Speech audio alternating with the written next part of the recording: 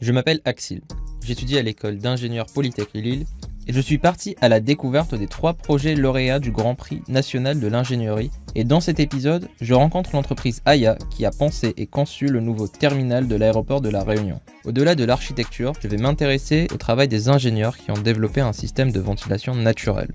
On est face à des enjeux et des bouleversements qui sont importants, notamment pour le secteur du bâtiment, qui vont nous imposer de concevoir différemment demain. Parce qu'on a moins de ressources en eau, en matière, parce qu'on a un climat qui va changer. Les bâtiments qu'on conçoit aujourd'hui devront être en fonctionnement en 2070, dans 50 ans. Et c'est vrai qu'on peut considérer en ce sens que ce bâtiment est presque précurseur de la façon dont l'ingénieur demain va concevoir. Je rencontre Jean-Louis qui est à l'aéroport en visio. Ce bâtiment, il a une particularité technologique qui est assez intéressante. Est-ce que tu pourrais nous en parler ? Alors, on est sur la construction du bâtiment qu'on appelle Nouvelle Aérogare Ouest. Et ce qui est assez incroyable, c'est quand on regarde le volume de cette salle de livraison bagages. Alors, on est sur une surface d'à peu près 4000 m². On a 0 climatisation alors qu'on est en milieu tropical avec des températures qui avoisinent régulièrement les 30 degrés. Je retrouve Bricia qui va me parler de mécanique des fluides et m'aider à saisir le caractère innovant du projet. À La Réunion, on a quand même pas mal de vent, ce qu'on appelle des alizés. À partir de là, on s'est posé la question comment faire une extension sans clim et donc d'utiliser les vents pour faire la ventilation naturelle sur l'entièreté de l'extension. Donc pour ça, on s'est dit, sur l'extension, on va la mettre en perpendiculaire histoire de vraiment capter au maximum de vent. Et donc on a créé une brèche climatique quand on laisse la ventilation naturelle de l'existant qui fonctionne bien. Mais en faisant ça, le vent s'engouffre dedans et on n'a plus la façade qui est en surpression.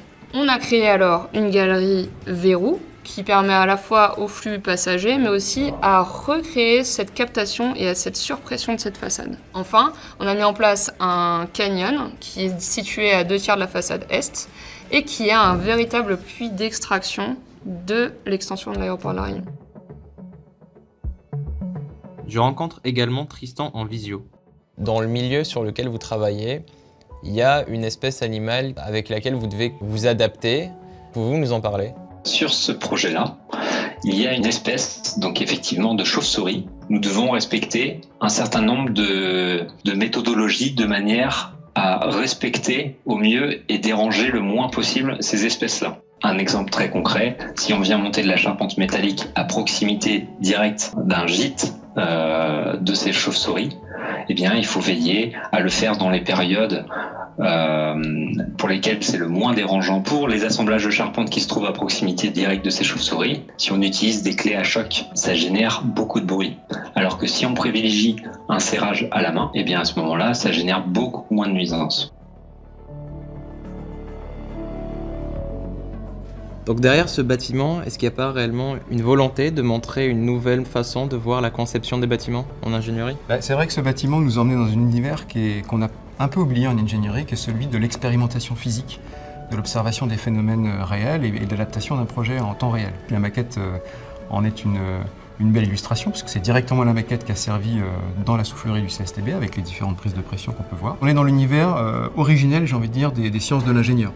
C'est-à-dire, j'expérimente, j'observe les phénomènes et j'adapte le projet.